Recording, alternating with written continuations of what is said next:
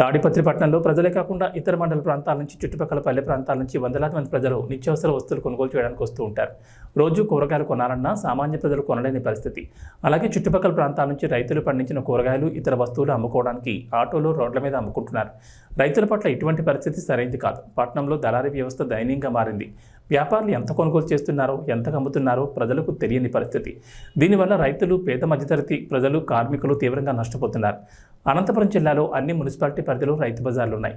రైతులు పండించిన వస్తువులను అమ్ముకోవడానికి, సామాన్య ప్రజలు కొనడానికి అందుబాటులో ఉండే రైతు బజార్ ఏర్పాటు వెంటనే చేయాలని, లేని పక్షంలో రైతులను ప్రజలను కలుపుకుని దశలవారీ పోరాటాలు కొనసాగిస్తామని సిపిఐ రైతు సంఘం నాయకులు పేర్కొన్నారు.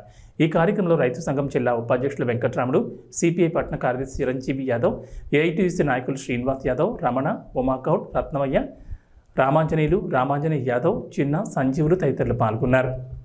ఈరోజు తాడపత్రి పట్టణంలో సిపిఐ రైతు సంఘం ఆధ్వర్యంలో అగ్రికల్చర్ ఆఫీస్ దగ్గరికి వచ్చి మరి అసిస్టెంట్ ఏవో గారికి ఒక అర్జీ ఇవ్వడం జరిగినది.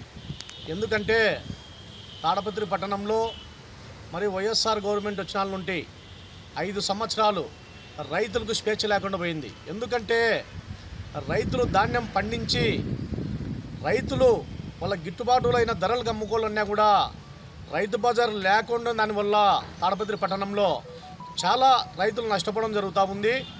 దీంట్లో ఏం జరుగుతూ ఉందంటే మధ్యలో దళారీదారులు, వ్యాపారస్తులు వాళ్ళు బాగుపడతారు, కానీ ఇట్లా ప్రజలకు నష్టం వస్తూ ఉంది, అట్లా రైతులకు నష్టపోతూ ఉన్నారు. ముఖ్యంగా మేము అధికారులకు ఏం చెప్తున్నామంటే, గత తెలుగుదేశం గవర్నమెంట్లో కూడా చంద్రబాబు నాయుడు గారు ముఖ్యమంత్రి ఉన్నప్పుడు కూడా మార్కెట్ యార్డ్లో ఒక రైతు బజార్ అనేది ఏర్పాటు చేసినారు.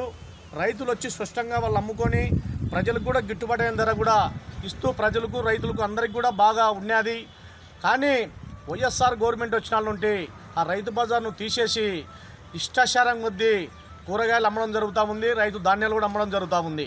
ముఖ్యంగా ఏం చెప్తున్నామంటే, ఇప్పుడు మళ్ళీ తెలుగుదేశం గవర్నమెంట్ వచ్చింది. మేము వైఎస్ఆర్ గవర్నమెంట్ ఉన్నప్పుడు కూడా అధికారులకు అర్జీలు ఇచ్చాం. అప్పుడు చేసిన పాలకులకు, రాజకీయ పాలకులకు కూడా చెప్పాం, కానీ నిమ్మకు నీరెక్కిన కూడా పని చేయలేదు. ఇప్పుడు ఏమంటున్నామంటే, ఇప్పుడు నూతనంగా వచ్చిన పాలకులకు కూడా చెప్తా ఉన్నాం, రైతు బజారు ఏర్పాటు చేయండి, చేస్తే రైతులు బాగుంటారు, మన తాడపత్రి ప్రజలు కూడా బాగుపడతారు అని మేము అధికారులను, ఇప్పుడు నూతనంగా ఎన్నికైన పాలకులను సిపిఐ పార్టీ రైతు సంఘంగా కోరుతా ఉన్నాం.